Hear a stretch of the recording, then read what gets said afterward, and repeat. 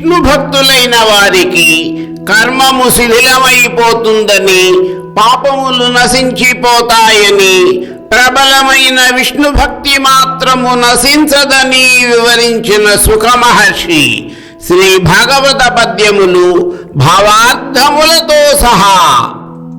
ఒకరోజు విష్ణుమూర్తిని మౌనంగా ఏకాగ్రచిత్తంతో మనసులో ధ్యానం చేస్తున్నాడు ఇంద్రద్యుమ్నుడు. అప్పుడు అక్కడికి అగస్త్య మహర్షి వచ్చాడు.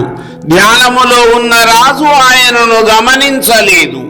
రాజు తనను గౌరవించలేదని, లేవకుండా మౌనంగా ఉన్నాడని ఆగ్రహించిన అగస్త్య మహర్షి, ఓరి మూర్ఖుడా, నీవు ఏనుగు కడుపున జన్మించు అని అతనికి శాపమిచ్చాడు. తరువాత ఏమి జరిగింది?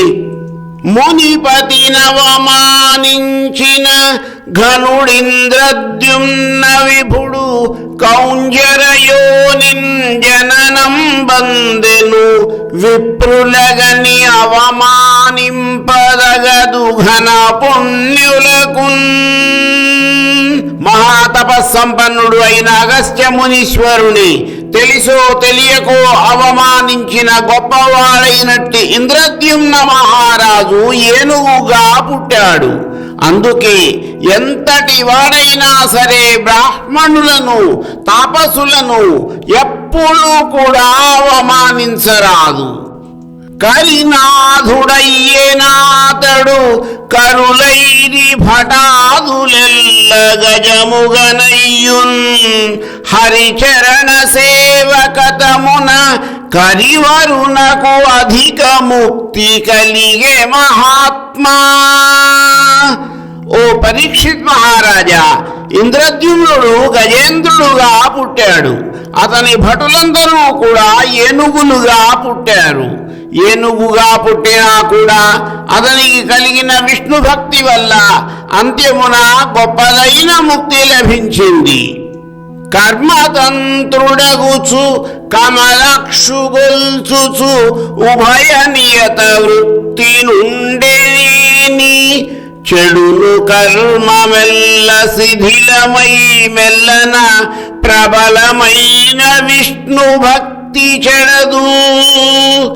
భక్తుడు తన కార్యములను తాను నిర్వహిస్తూ విష్ణుమూర్తిని సేవిస్తూ ఉన్నట్లయితే క్రమముగా అతని పాపాలన్నీ సమసిపోతాయి.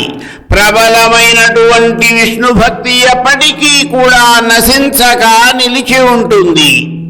చెడు గరులు హరులు ధనములు చెడుదురు నిజ సతులు సుతులు, చెడు జనటులకు జడక మనునట్టి గుణులకు చడని పదార్థములు విష్ణు సేవా నిరతుల్. దుర్జనులైన వారికి ఏనుగులు, గుర్రాలు, సంపదలు అన్నీ నశించిపోతాయి.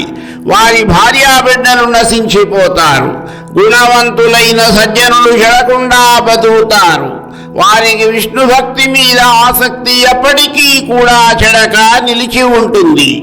ఈ విధముగా గజేంద్ర మోక్షమును పరీక్షిత్ మహారాజుకు వివరించారు సుఖ మహర్షి. మరికొన్ని పద్యములు, వాటి భావార్థములు నా తదుపరి వీడియోలో.